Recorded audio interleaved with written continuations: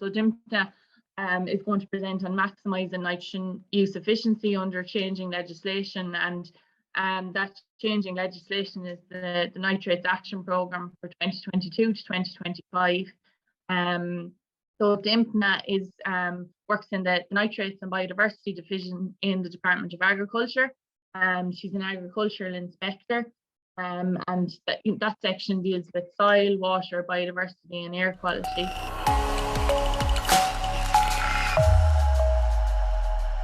The Nitrates Action Programme, I suppose, is to come in March, and the last consultation took place in January, and the 26th of January was the closing date. So I suppose you're busy at the minute now, Dymphna, to get that wrapped up, and it goes to the EU then in March, is it?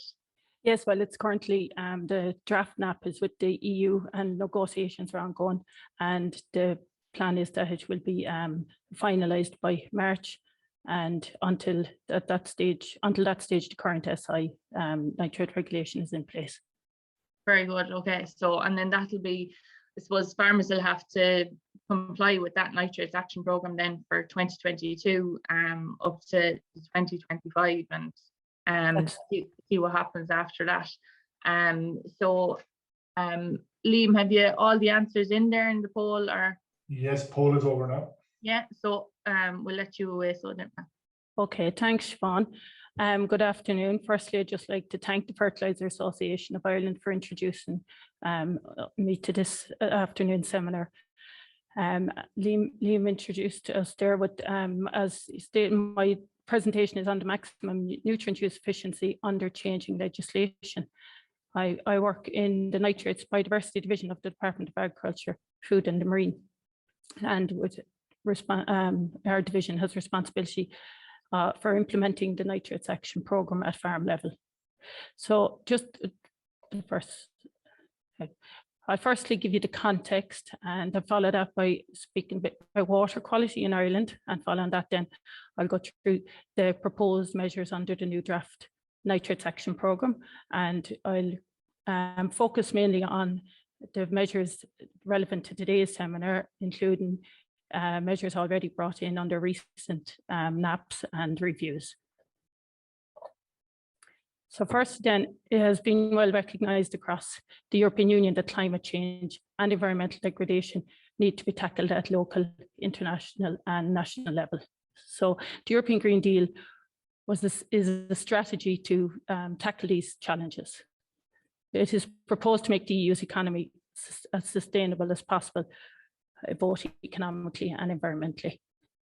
So there's an increasing awareness of the impact of agriculture on the environment, and the agri-food strategy for Ireland identifies the needs to reduce nutrient losses to the environment and reduce chemical fertiliser use. So this has been done to deliver improved water quality, but also to reduce overall carbon emissions from agriculture. This brings us nicely then into this slide, which focuses on the challenges in Ireland. So with increased intensities and fertiliser sales in Ireland, we've impacts on climate, biodiversity, water and soil fertility. In terms of my focus today with the Nitrates Directive is on water quality.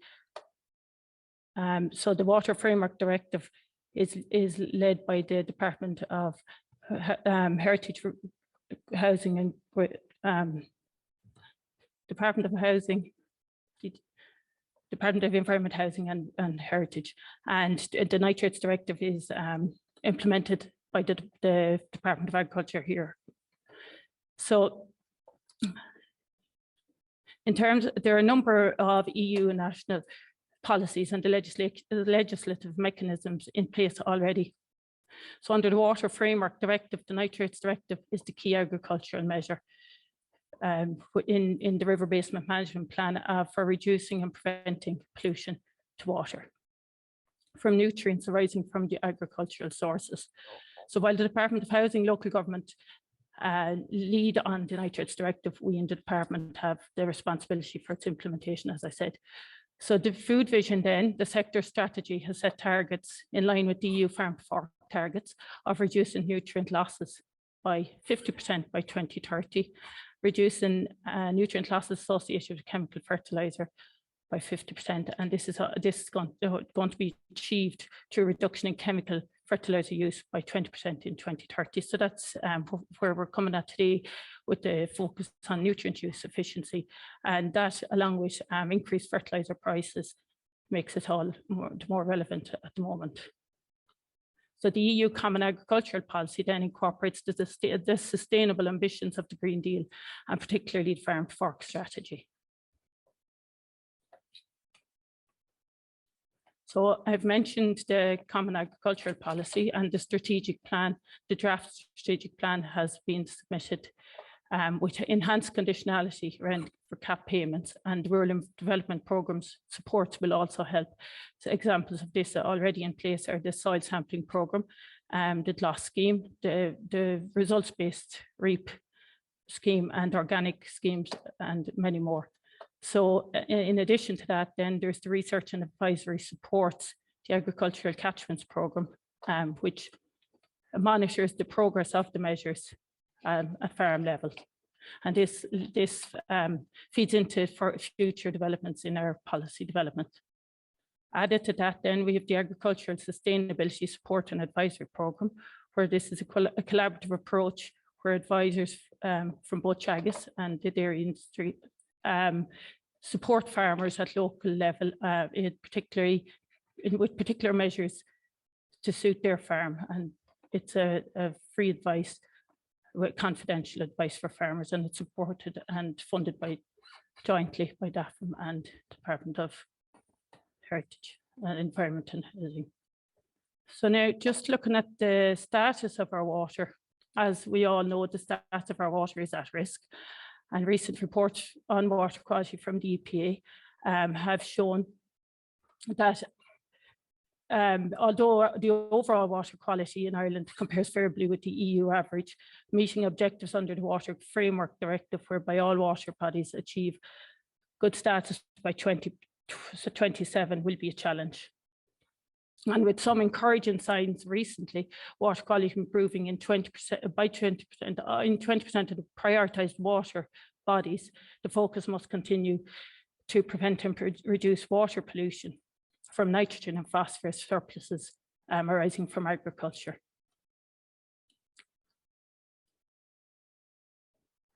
Now, just in terms of our most significant pressures, as you can see there from the chart, agriculture here is a significant pressure, followed by hydromorphology, forestry, and the rest of them there, as you can see on the slide. So the most widespread issue is elevated nutrient concentrations, which are present in a significant proportion of our water bodies. Just in terms of the targeted agricultural measures for maximum co-benefits. So the Nitrates Directive focuses on mainly on water quality, but all our measures that we introduce, we hope to have co-benefits for biodiversity, climate, and ammonia. So from the map there on the right-hand side, the areas marked in the blue, these areas are where phosphorus and sediment loss are the biggest issues, and we need to implement measures here to reduce these issues. So generally they're on poorly drained soils, and where breaking the pathway is the solution.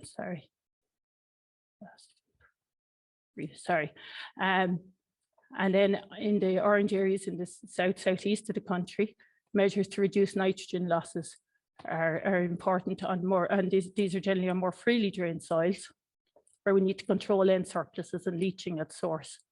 And again, we will see co-benefits for climate and ammonia here. So the point here is that the important thing is that every farmer has a role to play. In every part of the country, there are different issues sensitive to those areas and those farming activities in those areas. So the key principle here is to make sure that the correct measure, the right measure, is in the right place. So these are the PIP maps, and they're available on the EPA website if you want to zone in and look at your own farm, just to get familiar with where the issues are. They're supported by the new EPA pollution impact potential maps, and they're available for both nitrogen and phosphorus. Moving on then, more detail on the nitrates regulations. They regulate, as I said, the agricultural practice to maintain water quality. Ireland's fourth nitrates action programme ended in 2021, but as I said, it has been extended to allow for the finalisation of the fifth NAP. That's draft has just been published. So the current reg is the 605/17 as amended. And I go through the draft nitrates action programs. A review has taken place over the past 2 years, and three consultation processes have happened since, and all those engaged with the stakeholders, and all the contributions have been taken on board to come up with the best possible solutions going forward for the next 4 years.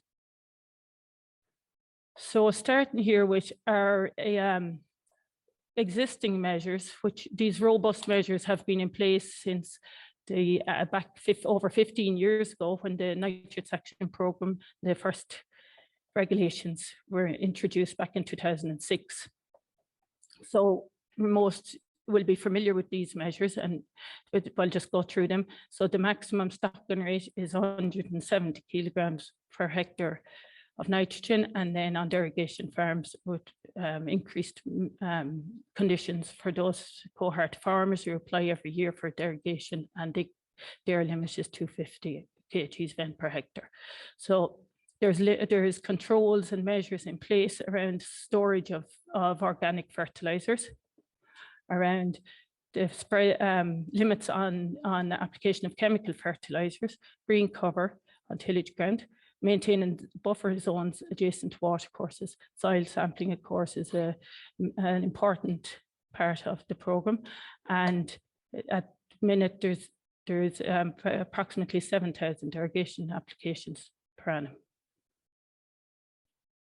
Moving on then there was a voluntary review of the nitrates derogation in 2019, and since that, additional measures have been in place for both the derogation and all farmers at the stocking rate of greater than 170 kgs of nitrogen per hectare. So we've the implementation of a liming programme, and all these measures are very important for nutrient use efficiency. So they meet the regulation requirements, but the idea here is that the requirements bring about behaviour change on farms where these measures will be implemented. So the liming programme then, it's part of the nutrient management plan, farmers have to use their soil samplings, and they implement the nitrogen plan over the number of years. And added to that, then we have grassland management measures, where the grassland measuring and budgeting of your grass covers, along with training provided as a requirement for knowledge transfer to farmers, where all these new technologies they can be made available to the farmers to avail of. So added to that, then the low emission slurry spreading is a very important measure in terms of ammonia, reducing ammonia losses, and that's in place for derogation farms for all slurry applied and for those over 170. Clover, then incorporation of clover in the farm, again very important in terms of nutrient use efficiency. And as part of the review, there was increased biodiversity options. So the farmers had to partake in measures from the All Ireland Pollinator Plan and implement those measures on farm. So then, since last year, then there was new measures for a bigger cohort of farmers at lower stocking rates, including fencing the buffer zones, buffers excluding bovines from the watercourses. along with moving water trucks out from the watercourses and ensuring that there's no runoff from farm roadways on farms. The soil sampling was another important measure in that review, and the low emission slurry spreading along with the liming for those greater than 170. So in terms of the new measures that are coming in, that are proposed under the draft 5th programme, some of them fall under the Good Agricultural Practice Regulations, and then a number of them are under not part of these, but will be in place also. And I'll go through these in more detail. So firstly then, slurry storage and management. When this came in initially, back at the time, it was a huge change for farmers. And I suppose as the years have gone by, we've changed the requirements. And from January 22, all slurry must be applied by the 8th of October, and then from the following year by the 1st of October. So the idea here obviously is that the best use is made of slurry, and it's applied during when it's most valuable in terms of nutrients on the land. And the issue, I suppose, really is if there's insufficient storage on farms, that the best management decisions aren't made around spreading off the nutrients. So soiled water, then similarly, it's a valuable nutrient source. And at the minute, you need 10 to 15 days storage, depending on when the tank was built. And it can be spread throughout the winter period. But this again, to reduce any nutrient losses, there's a prohibited period of December will be put in place, and this will be done over a phased basis following consultation with stakeholders. It was decided to bring it in over a phased basis, starting with 10 days restriction this year, bring 3 weeks in 2023, and moving to 4 weeks, the full month of December in 24. And obviously, winter milk producers who are producing milk throughout the winter will have a longer, from January 25th, a longer time to ensure that they have the storage facilities in place to match the requirement. Turning then to chemical fertilizer, the main measure here was a reduction and by 10% of the allowances for fertilizer application. So this will go a long way towards reducing fertilizer on farms. And again, then this will highlights the importance of the efficiency of the fertilizers that are being applied. So the prohibited period, in addition to that, will be extended by 2 weeks in all zones. So for the zone A, the extension is to 26th of January, 29th of January in zone B, and zone C the 14th of February. So again, adjustment there with planning and ensuring that you speak to your advisor and make sure that this is implemented. Soil sampling requirements then. From January 22, it's mandatory for all those farmers in the stocking rate of greater than 170. And from January 23, those greater than 130 on arable land. So the importance of soil sampling is it couldn't be stressed enough. And when with this as a requirement, it'll increase the nutrient use efficiency on farms and availing of the valuable information that comes with your sample in terms of phosphorus, potassium, and liming of your land. Low emission slurry spreading then, that's currently in place for the stocking rates greater than 170, as I said, and this will be implemented. So there'll be a low emission slurry spreading requirement from January 23 for all pig slurry, and for those the stocking rate on a phased basis from 23, 24, and 25. So the big change also with the excretion rate of the dairy cow. Now there was an adjustment made on the last review for the excretion of the dairy cow went from 85 to 89 kgs per hectare. And following the EU Commission, they raised this as an issue whereby, so the modelling was carried out by Teagasc on request of the Department of Agriculture, and the banding, the result of depending on the milk yield of the animal, which excretion rate will be applied to that farm. So again, this will be a huge adjustment on farms, and planning is important in terms of nutrient management and ensuring it'll change the stocking rate level on your farm. The non-GAP regulations then under the draft NAP, the register, chemical fertilizer sales register, the legislation is currently being drawn up for that, with the plan to have this implemented in 2023, whereby a register of all chemical fertilizer bought on each farm will be available related to the herd number of the animal, of the farmer, sorry. The review of the ASIC program, as I mentioned earlier, the scope of the for the ASIC advisors, and this has been shown to be a very good service and has shown good results in the last NAP. So there'll be a review of that, and there's a review of the midterm review of this current nitrates action program, where more measures will be put in place for mid-review. So again, in terms of compliance,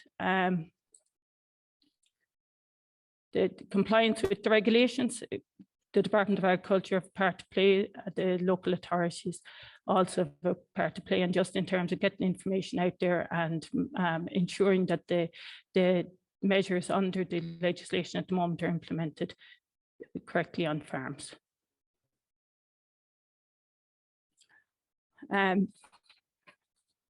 So just in terms of these measures will help reduce nutrient losses to the environment, but and maintain vital nutrients on farms, and reduce the need to apply expensive chemical fertilizers.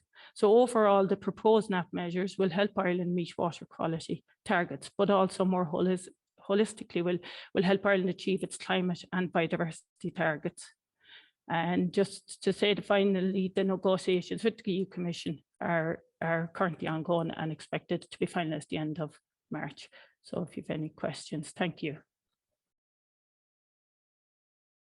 Thanks very much, Dymphna. There was a lot in that presentation, and the nitrates action program has a lot of detail in it. So you went through it really well there for people. I think you deserve a bit of a break after that. So Liam might throw up the poll results.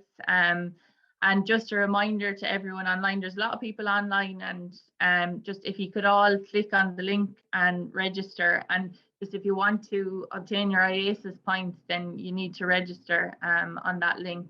And I tried it there myself, so it's working. Some people are having issues there with it. So the polls then, do you think farm productivity will be negatively affected under the new CAP and ag climatized requirements, including the reductions in chemical fertilizer use? So 70% say yes, 21% no, and 9% not sure. So that's interesting. There's a good number there that are still that are kind of positive about the reductions in fertilizer use. And then do you think proof of sequestered carbon on farm will provide a future income stream for farmers? So 39% say yes, the farmers will be able to sell carbon credits. And then 34% say yes, but only where carbon emissions are less than the output or below zero, and then no, carbon sequestered will unlikely be sufficient in order to sell credits. So I suppose, look, there's a lot to be learned on the whole carbon thing still, and from the point of view of carbon measurement and everything, it's there's a long road to go on it, but there's certainly possibilities there. So Dymphna, I suppose we've a few questions in there, and like there's a lot of there was a lot in your presentation there about slurry and soil water storage. So and sometimes when legislation comes in, grant aid isn't available. So will there be grant aid available for those additional requirements? I think you're on mute there, Dymphna. Sorry. Currently, if a farmer has insufficient storage and isn't meeting the regulation, they don't qualify for TAMS grant aid. But because these are only being introduced from when they become mandatory or in law, that there's 12 months from that for farmers to apply for grant aid. So I suppose it's the and under the future cap, it'll be increased to 2 years. So the important message here is for farmers to plan ahead, make themselves aware of the new requirements and apply for grant aid in time. So some people don't have to make this requirement until 23 or 24, so they have to plan ahead for that. And did you say it's 2 years in the new cap you have instead of a year, is it? Yeah, it's currently a year under the proposals then, but that's draft at the moment, of course. Okay, yeah, right. So nothing guaranteed on that then. No. The change in excretion rates then, that's solely for dairy cows at the minute. That's right. That's for dairy cows at the moment. Yeah. Okay. Sorry. And a question there. I think that's just the way it was written in your presentation. A question for Dymphna: 130 kgs of arable. What do you mean by this? I think that was an organic stocking rate of 130, wasn't it? And then that's right. Yeah, sorry, and arable is just included, not to do with the stocking rate. They were just sorry for the misunderstanding. No. And Tom O'Dwyer, then, when will the 10% reduction in chemical fertilizer apply from? You can probably see this question in your thing, Dymphna, in your Q&A. NAP hasn't been signed off yet, so can we take it that the 10% reduction will apply for 2022? Similar question in relation to the organic N ban. So I suppose what Tom's saying there is nitrates action isn't settled yet, but farmers are applying fertilizer. So will it apply to this season? Yes, well, it's a draft NAP at the moment, so we've to wait till March. But the plan is for this year for those measures, and that by the end of March, the rest of the season, that they will be in place. So when they're agreed, there'll be further information provided on this and how to be implemented. Okay. And then are there going to be restrictions for dairy farmers in TAMS or its replacement in 2023? That mightn't be for you, Dymphna. Now I don't know if that might be out your zone. Well, again, the proposed cap is draft at the moment. Yeah. So I can't answer on that now. And just another one, the proposed fertilizer register. Could you just tell us a little bit how that will operate? So you go into your merchant and you have to give your hard number. Your merchant, I suppose, will have your hard number. How's it going to work? The plan is from 2023 that for every purchase of fertilizer, you go into your local co-op and you have to give your hard number. So the data then will be transferred to the Department of Agriculture and available to the farmer on their purchases during the year. So it'll ensure a more accurate analysis of the fertilizer sales in Ireland and the breakdown of where the higher rates are being applied and that. So, and it'll increase compliance. Very good. Okay, well, thanks for that, Dymphna. And if anyone has any more questions for Dymphna, we can come back to them at the end. So just a reminder to put your questions into the Q&A tab and to register for the event as well. The link is in the chat to register. So thanks very much, Dymphna.